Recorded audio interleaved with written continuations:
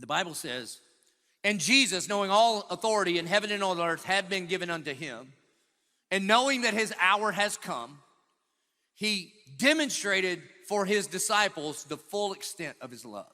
You get that? So he knows he's the boss of the universe. And he knows that he's about to go to the cross for the salvation of all mankind. And with those things in mind, he is about to demonstrate his love for his disciples. And so, wonder what he does. What would you do? You know what he could have done? He could have said, y'all open the windows and watch this. And he could have spelled the disciples' names with the stars. Ta-da, look how powerful I am. He could have preached a sermon. He could have started a political party. He doesn't do any of these things. The way he demonstrates the full extent of his love to his disciples, it is he gets up from the table, and the Bible says he wraps a towel around his waist, he takes a basin of water, and he washes his disciples' feet. And none of you are surprised, because we don't know what it means to wash feet, okay? Now, washing feet has become like a symbolic Christian thing, but not an actual thing like the first century. Like when I used to do weddings all the time, and the couples would be like, we just want to wash each other's feet. I'm like, we're not doing that. Because feet are gross, okay? Feet are gross in general. I know some of you psychos are into it, but you're a psycho. But we're a movement for all people, but you know. And I know what you mean, but that's not what that is, dude.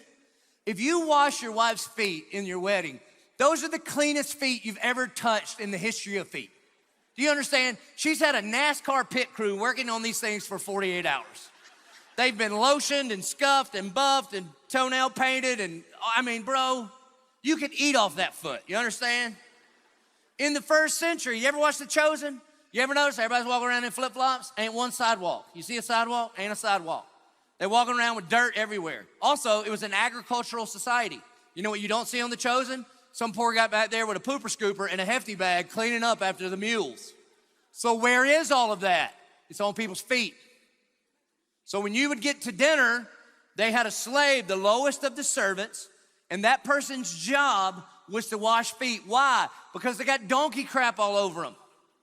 And in fact, there were ritualistic rules about washing your hands. So you would go into the place and you'd like dip your hands in these big things, and you'd wash them off 6 times so that they would be ready. Why? Because they also didn't have any forks or knives, and everybody double dipped. So George Costanza would starve to death. That's what happened, all right?